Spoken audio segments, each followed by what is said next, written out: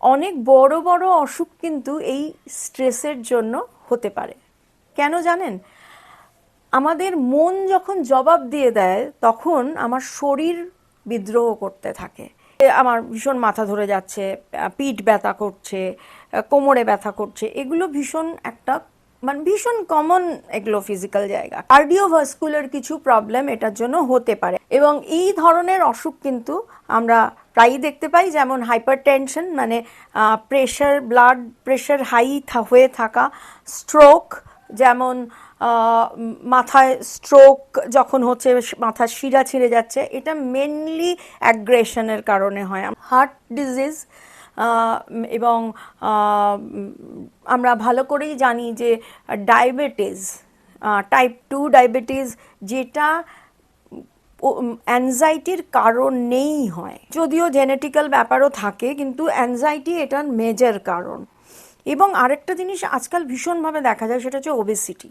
কেন ওবেসিটি হচ্ছে? যে মানে আমরা কি করি এখন, আর আমরা ফাস্টফুড খাওয়া তো ভীষণ আমাদের পছন্দ, সেটা আলাদা ব্যাপার, কিন্তু জানেন তো যখন আমাদের ডিপ্রেশন হয় অনেক ক্ষেত্রেই যেটা দেখা যায় আমরা বেশি করে খেয়ে ফেলি।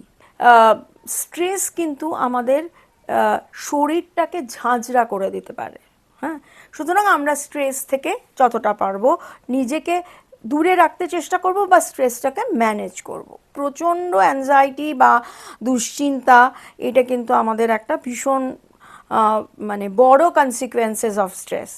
তার সঙ্গে যেটা হতে পারে সেটা হচ্ছে বার্নআউট। বার্নআউট বলতে আমরা যেটা বলি একদম বিধ্বস্ত হয়ে যাওয়া, যে একের পর এক আসছে।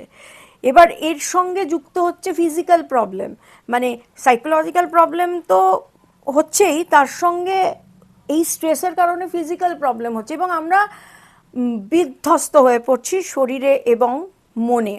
আজকে ভালো লাগছে না, আজকের দিনটা ছেড়ে দিই, কালকে ঠিক পারবো। কিন্তু এই যে জায়গাটা, এটা কিন্তু আমাদের স্ট্রেসটাকে আরও বাড়িয়ে দেয়। স্লিপ ডিস্টারবেন্স, হ্যাঁ, আইদার হাইপারসোমেনিয়া বা ইনসোমেনিয়া, মানে অনিদ্রা বা অতিনিদ্রা। এছাড়াও যেটা হতে পারে সেটা হচ্ছে যে যখনই আমরা স্ট্রেসের মধ্যে থাকবো আমরা কিন্তু আমাদের বেস্ট পারফরমেন্সটাকে দিতে পারবো না।